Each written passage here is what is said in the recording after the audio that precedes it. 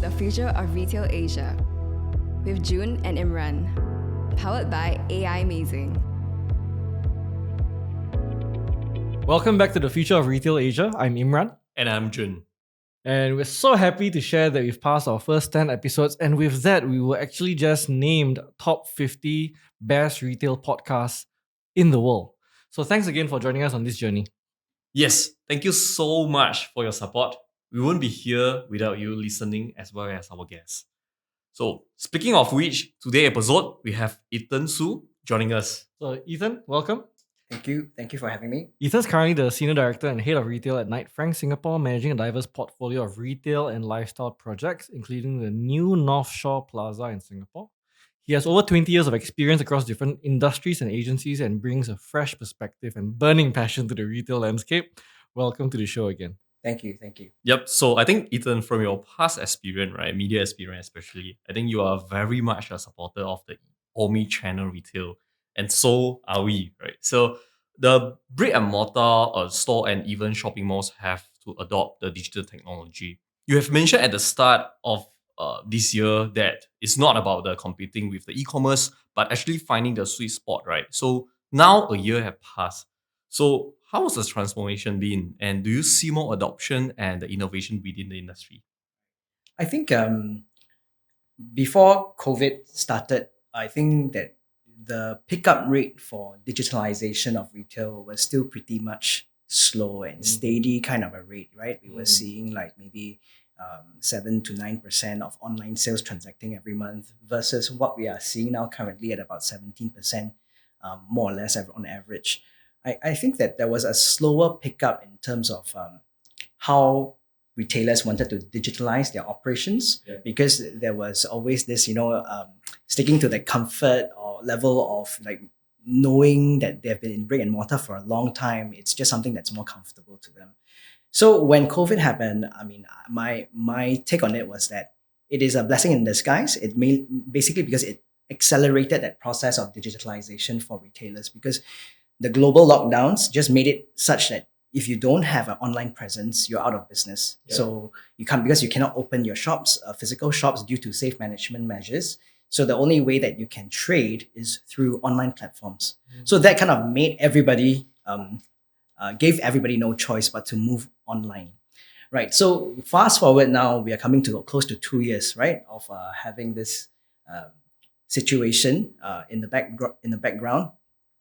And I think that we are seeing a lot of support that from the retailers and from the consumers in terms of how they've responded to digitalization, and also to see the retailers going towards evolving their operations now that they have a multiple channels of touch points, different touch points at different levels, whether is it physical or is it online or a mixture of both, and finding that balance between how much physical and how much online should we be, right?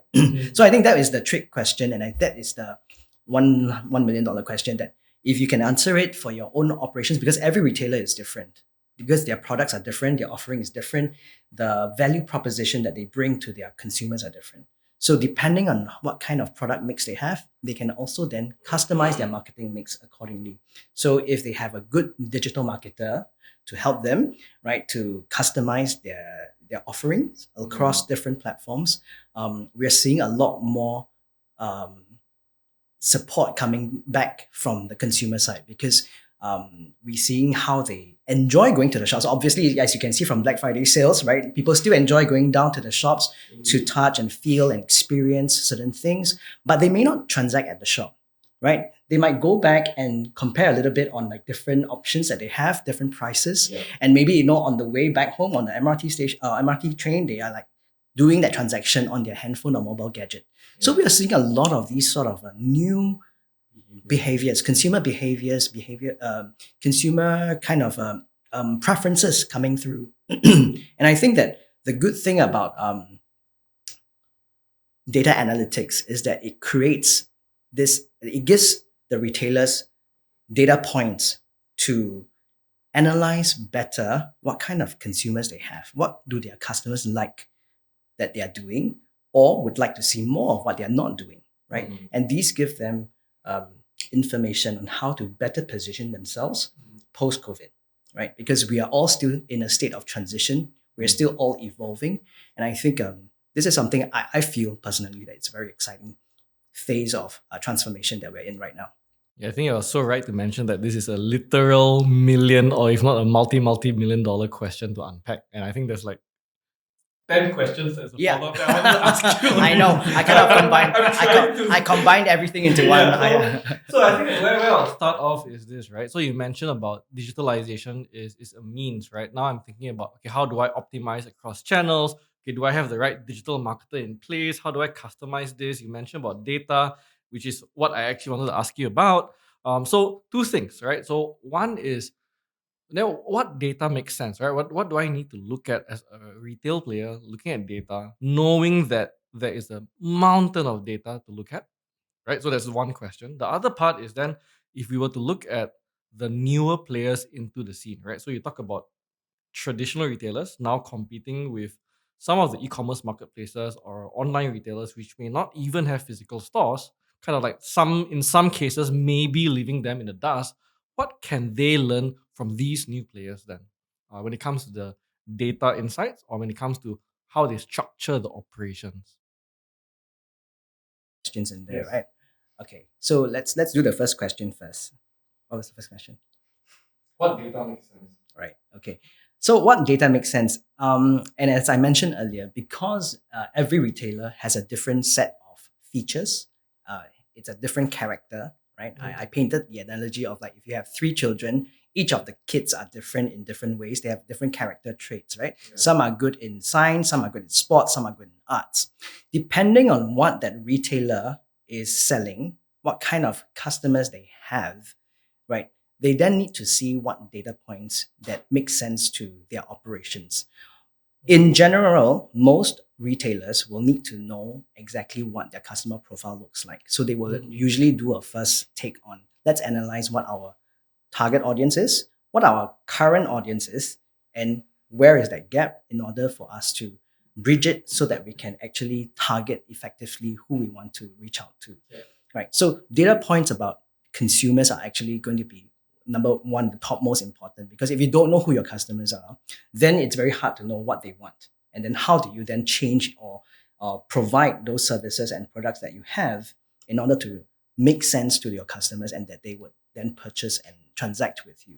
So I think having the data points concerning the profiling of their customers are very important. So we always look at, the usual demographic profiling, right? The age group, the income range, the kind of spending that they do when they come to your website, the level of spending they do when they come to your physical shop, right? And how much of it is repeat purchase, right? Repeat visits, and also average packs per spend, for example. So what's your average bill size when you come to the shop, right? Then they can also have data analytics on each of the product SKU items and seeing what kind of products a certain profile of customers like. So maybe ladies in their 20s to 30s might prefer a certain kind of product over somebody who might be in their 40s to 60s, for example. And then with those sort of data points, they can then better target certain customers in certain malls, because if they are in multiple, if it's a chain store in different malls, you might not carry the same range of products in each outlet, right? Yeah. Depending on who are the customers or shoppers that visit that particular mall. So it's really very, I think it can go down to very granular details depending on what kind of retailers we're talking about, right? So F&B operators will also have their own set of data points that they can look at, right? But in general, I think for me, I am definitely an advocate for the more data you have, the better it is, because data is king. Without data, then your information or your decisions that you take will not be as well informed as if you had the information to support, right, the decisions that you take and the actions that you decide to go for. So there was a second part of the question, which is now you have the new players, right? So I mean, I'll just give you a simple example. I could go and open up any of the shopping apps today, and on a Black Friday or 12/12, they would say, "Hey, we have a flash sale happening every hour. Every hour of flash sale got 20 brands participating." So it's almost like what you might see in retail, but maybe it might be on steroids. So, but is there a leaf from this that traditional retailers should be taking a leaf from? So whether traditional retailers should, Is there anything that the traditional retailers can learn from this new age of yeah, retailers? I believe so. I think that I I truly believe that the traditional retails have their own strengths, Yes. right? The new retailers will have their own strengths, their own set of strengths.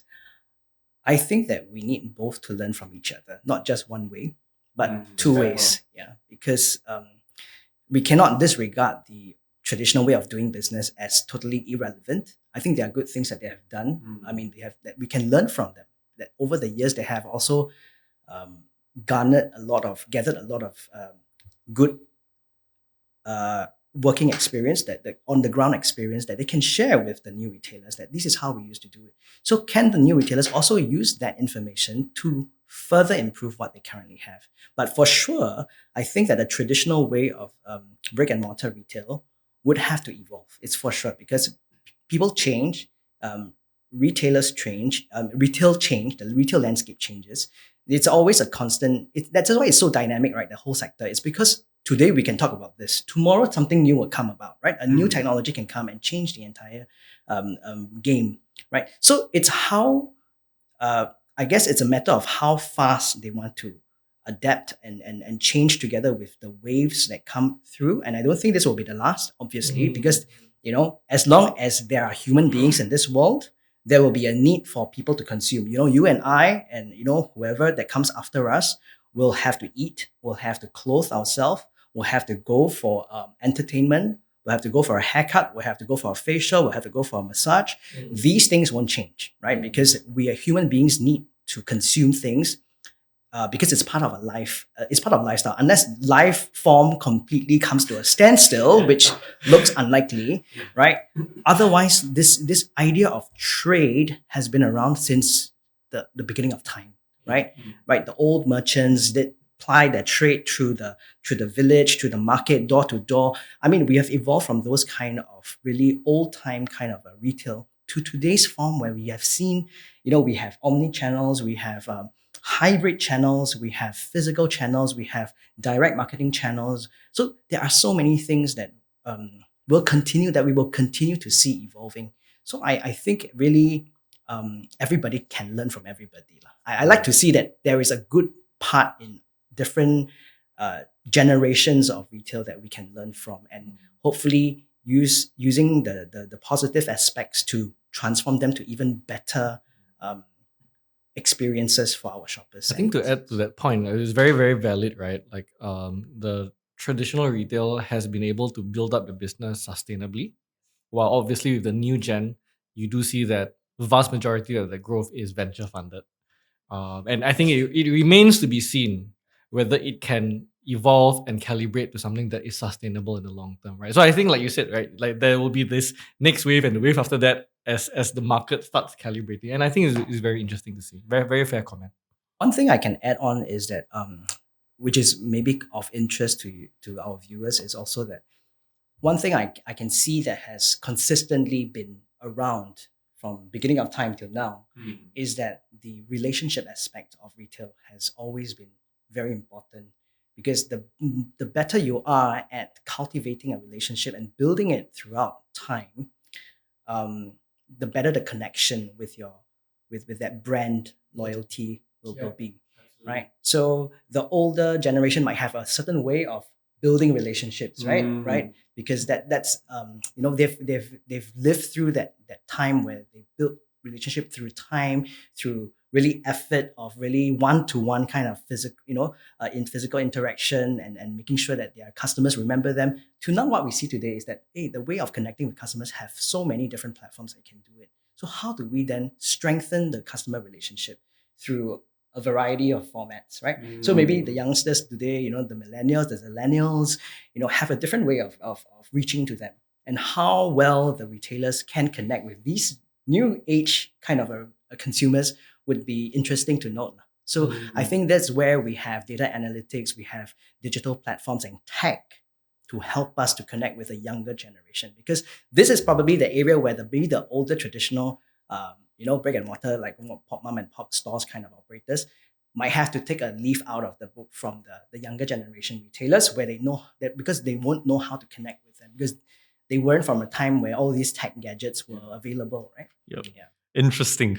But where do you see the online retailers coming to the physical space, right? Because just now we mentioned about like they need to learn from each other. Like for the past few months, that actually we saw that there's like Amazon, Meta. Close to us will be like Zara, Love and Botino. In China, you have JD. Yeah, JD, Alibaba, Tianmao. Yeah, so like what do you see like that those like these all online retailers start to coming out to have the online physical store? Actually, I think that the physical online retailers have already started coming to physical space. I think, as you correctly mentioned, Love Bonito, Pomelo have all been already on a expansion route in expanding their physical footprint in Singapore. And you can see very clearly, even throughout the pandemic, they have continued to open stores, maybe, and multiple stores within 1 year, right? At a time where retail is supposedly, struggling, right?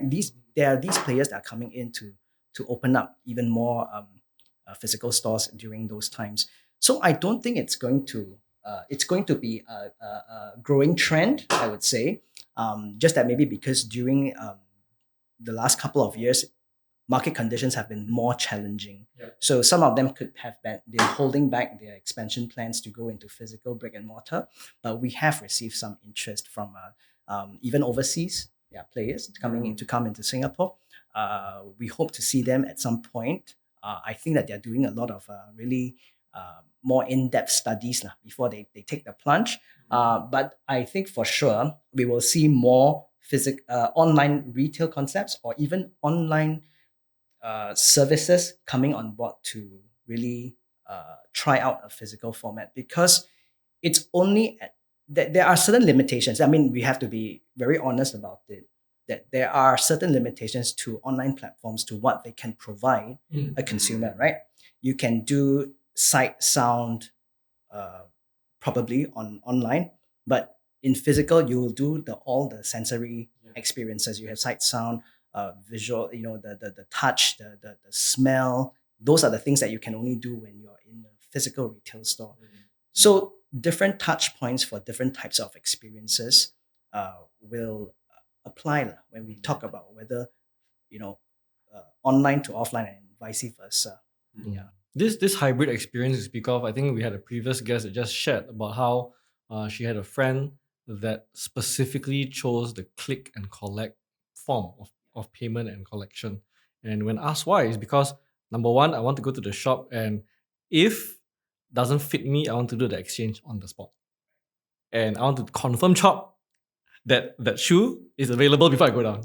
I don't waste my time. So it is very interesting to see how like these experiences are going between a hybrid of a spectrum, or rather of purely physical to purely online, and having now various mixes in between. I do have a next segue, right, which is then therefore when we're thinking about omni-channel experiences in a mall, right? And I think you alluded to this, and I think we've talked about this a few times in the conversation so far. What are the new experiences that you think will be unlocked in the future, either now or very soon within the malls, right? From a customer experience point of view, or the kind of technology that we may see moving forward.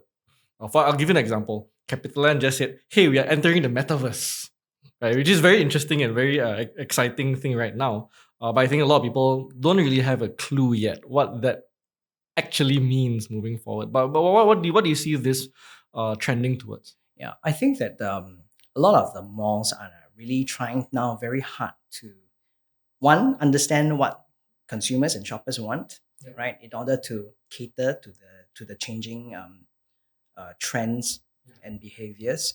And the other thing is that tech has evolved tremendously throughout the last few decades, right? We see a lot more new technologies in different parts of the world that have applied those technologies into retail. For whatever reason, I think we are a little bit slower in adopting such tech in retail in Singapore. I think that one of the reasons also could be that because the cost of implementation is quite high in Singapore, which naturally also means that the cost of failure will be very high if it doesn't succeed. So retailers are maybe more hesitant when it comes to application of new technologies unless it is tried and tested and proven to be successful. So we do see that because of COVID, that has changed that playing field to really reward those retailers who are risk taking and are able to really venture forth to put in new technologies and innovate their product offerings to their customers. What I can share is that we can see that the reasons why shoppers go to a mall now are much more varied compared to pre-COVID times, right? So it's no longer functional shopping that they want to, like, I need to pick up a loaf of bread, so I go to the shop and I buy a loaf of bread. We do have, I mean, obviously there's still a substantial stream of shoppers who go in for functional purpose, right? But we also see a growing need or demand from consumers for other things like socializing. That I want to go to a mall because I want to meet up with a friend and to connect with my friend over a cup of coffee or a good meal together with my family. We also see them trying to um, pick up a skill, for example, right? I'm going out because I want to learn something. I want to learn how to bake. I want to learn Pilates. I want to keep fit. I need to do something to develop myself better, right?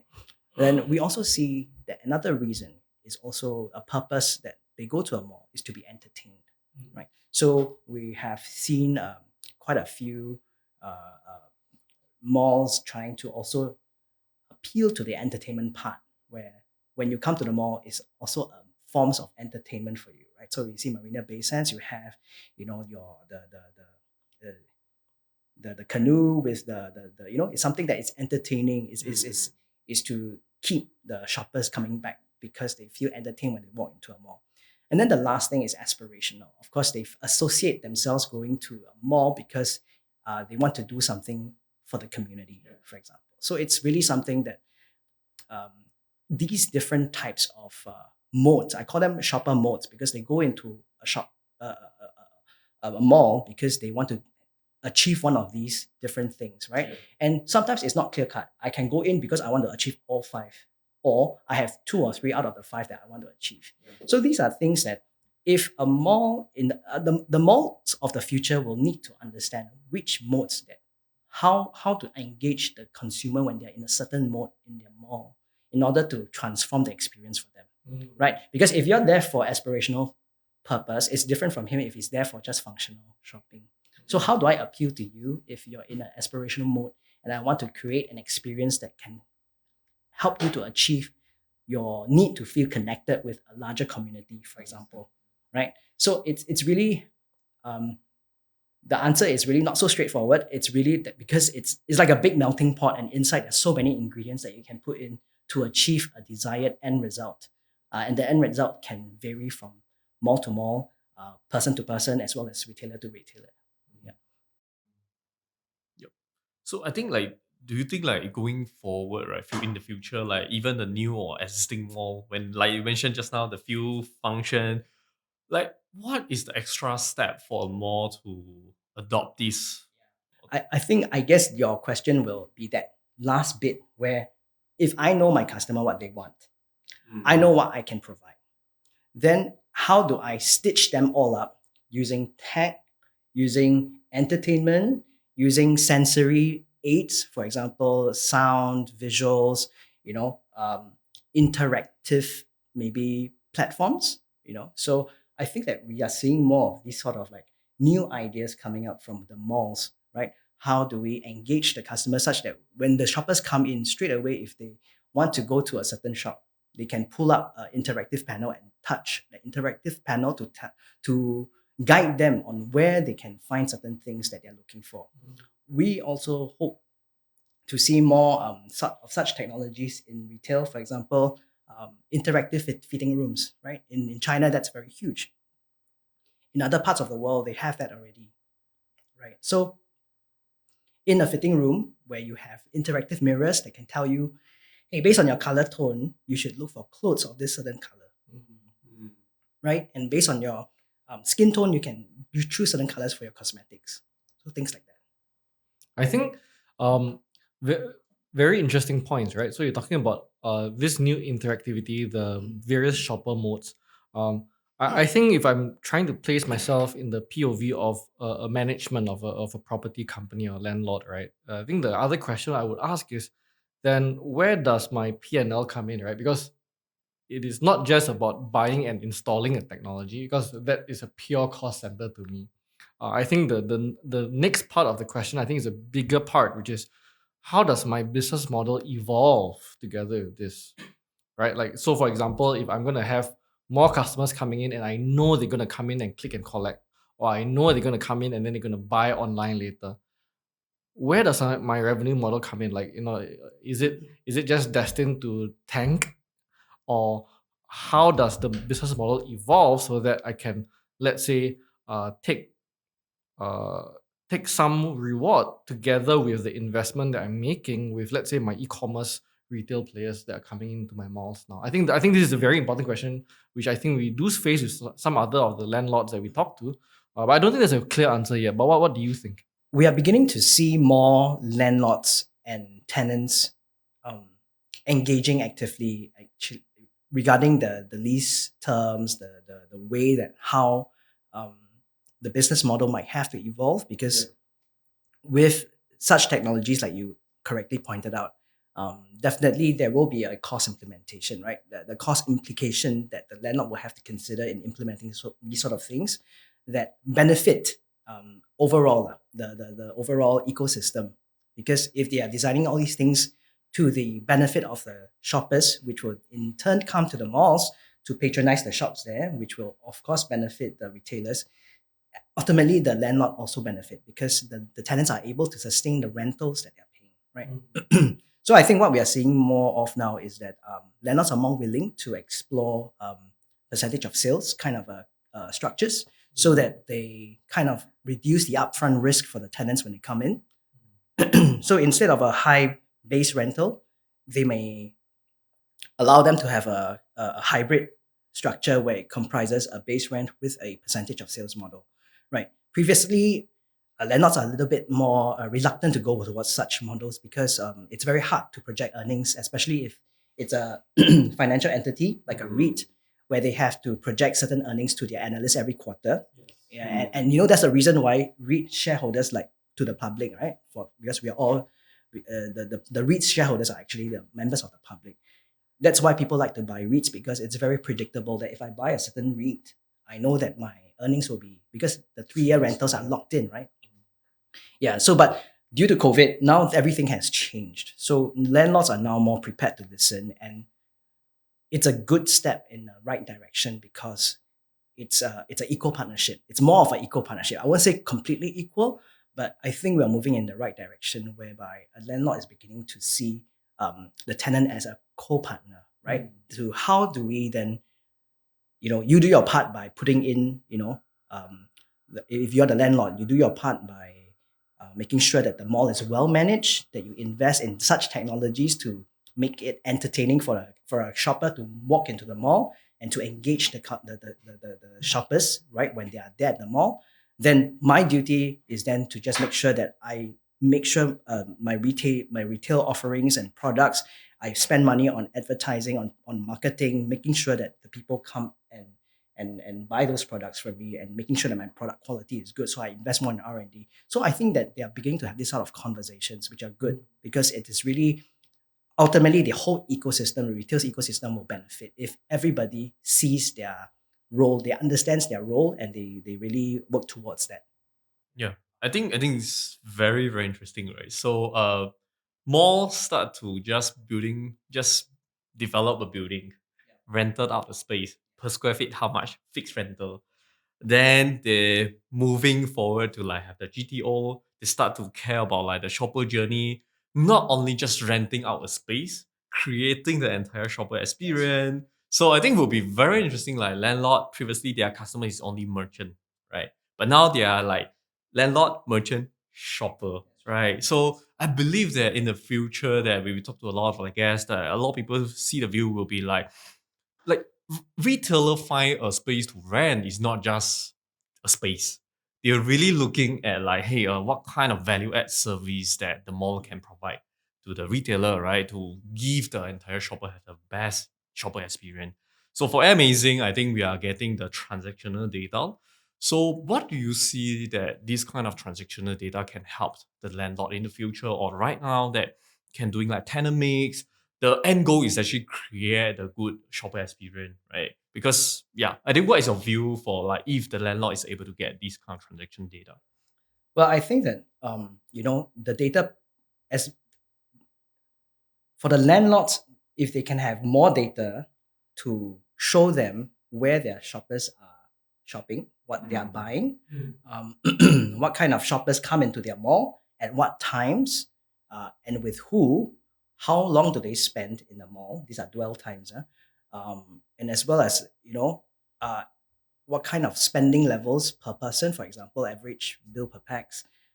They can then tailor make their own tenant mix in a better way, right? Because they know that okay, if you're here because the kids like to go to a certain indoor playground, and after indoor playground they will go and have a certain kind of meal at a family restaurant, and then at the family restaurant they will order this sort of food and this sort of drinks because the kids like that, and because they have also like they can also be there maybe to bring the kids for tuition, on a Saturday or a Sunday. Then they when they know all these metrics lah, then they can then tailor make the experience better, because then you know that okay, then my profile of my shoppers that come to my mall is like maybe kids, and then when I look at my transaction data, hey, these kids they come every week because they have tuition upstairs. Then they go for indoor playground because they want to go, and the parents will reward them with a playtime. Then while they're at the playtime, the parents will go for a massage or they go for a spa. So they can track how a customer experience, like a shopper experience from start to end, and with transactional data, they can know where they're spending, and then they can tailor make all these experience to suit them better, right? Yeah, because without the data, then they don't know what is it, who are my customers, where are they shopping, what do they come here for? I don't understand, right? But if they know that if this family, a family of four, like a couple with two kids, will always, usually they come in through the car park system, they come in and they step into this lift lobby. So that whole journey starts from the minute you enter the mall, it's transformed based on the data points that I have collected. The other one, like, because from our understanding, you also represent the retailer, right? So you're helping the retailer to find the right space to rent the things. If you are representing the retailer, what kind of data point that you think that when the landlord will share with the retailer, they will help the retailer, or they can be differentiate with other landlords, can help the retailer to make the decision and say, yes, this is the place that I think can we wanted to. So I go back to your earlier point, which you made, which was very true and very interesting to note, is that in the past, you correctly mentioned that it was very cold kind of a transaction when it comes to a rental, a retail space kind of landlord tenant relationship, because it was just renting a physical space, right? I'm in the business of real estate, so I have this real estate. You pay this amount, and I lease it to you. You run your business, and you pay me rent every month, and that's it. After 3 years, you can go or you can stay, depending on whether we can agree on the renewal rent lah. And it's very clinical that way, right? Today, we cannot have that kind of relationship because the tenants today we are in a very different situation, because finally the tenants have a better bargaining power, right? Because malls are suffering, they suffer more when the tenants leave because they can't fill up the spaces fast enough, because retailers are finding very hard to cope with the challenges caused by COVID, right? So now the landlords cannot just look at physical. That means I'm just in the business of renting out real estate. They have to think of ways to assist their tenants to survive. In order for their tenants to do well, then they will get paid in terms of rental. So it's not so much. So you correctly pointed out that it is not the business of real estate anymore. It is in the business of actually how do I create a community? It's a community of tenants, a community of shoppers, and I, being the landlord, because I own the real estate, how do I engage these communities to interact effectively with each other by providing that landscape, that environment? So it's very much, last time was hardware, now it's very much software. And the mall owners that can really identify the areas where I can create a better software or operating system, right? In your terms, that make all the elements communicate more effectively and engage more effectively to create the memorable experiences that keep them coming back. Those will be the winning strategies, I feel. So thanks, Ethan. Now to the closing questions, right? So imagine you have one mall manager in front of you, one retailer in front of you. What is the one piece of advice that you would give to each of them? Okay, so I will tell, actually, I will tell both of them. You need to first identify who is your customer. You need to know who are your customers. And then you need to know what are you? What are you good at?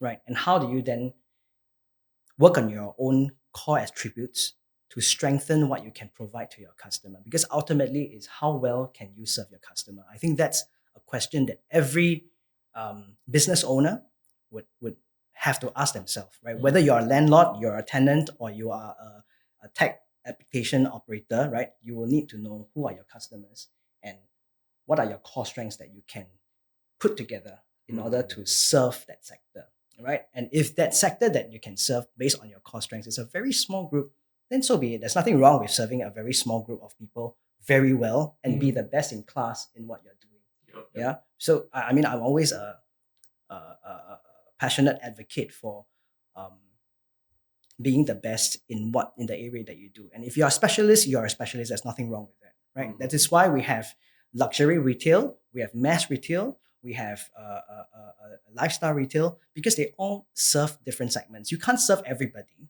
because we have all limited resources, right? So you just have to choose, and you need to know what you're good at and what your customers want from you, and just be very good at it. And our final question: do you think that the physical retail can still remain kings? Oh, for sure. I mean, physical retail, like I mentioned, from the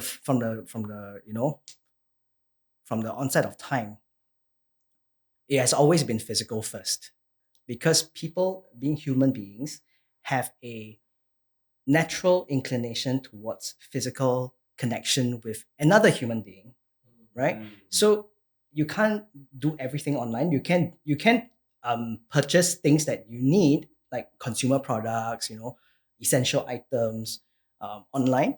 But there are certain things that you can't do online. You can't have a meal online. You can watch. You can watch a movie online, but if you want to watch a movie on a big screen with a better sound system, with a better visual effects, you might want to go to a theater, right? You can't have a massage online. You can't do a facial online. You can't do. I mean, you can do online tuition, but that interaction that your kids have when they mingle with other kids teaches them certain things, skill sets that a computer cannot. So I think physical retail will always have relevance in the world. It's just what type of experience that you can get when you walk into a physical shop, right? Last time it could be just, if I want to buy something, the shop will have certain things on display, right? And you just walk in and buy and you go. But right now, maybe it's not the same anymore. You may not go in to buy something. You might want to go in and see something, test something, try something, talk to someone, right? Ask them about it. You ask a salesperson about how does this product work, and show and demonstrate to you, right? Before you go back and make a decision, and you can transact somewhere else, right? On the go even, right? So I think it's really those sort of questions that we have to ask, and it will continue to evolve, because we are in it's a continuum in this whole time spectrum. So we are just at this spot currently. It will change as we progress. How's about that for some perspective, right? So we've come to the end of the episode. Very power packed. Thanks again, Ethan, for coming down and sharing your thoughts and your opinions. If you guys have any questions, viewers, please comment on the socials. I'm sure Ethan will be more than happy to answer any of them or connect with you guys if you do. Follow us on LinkedIn, Facebook, Apple Music, Spotify, so on and so forth. I will see you in the next episode. Thanks. Thank you. Thank you. How will retail change post-pandemic? Download the Future of Retail white paper from our website, aimazing.co.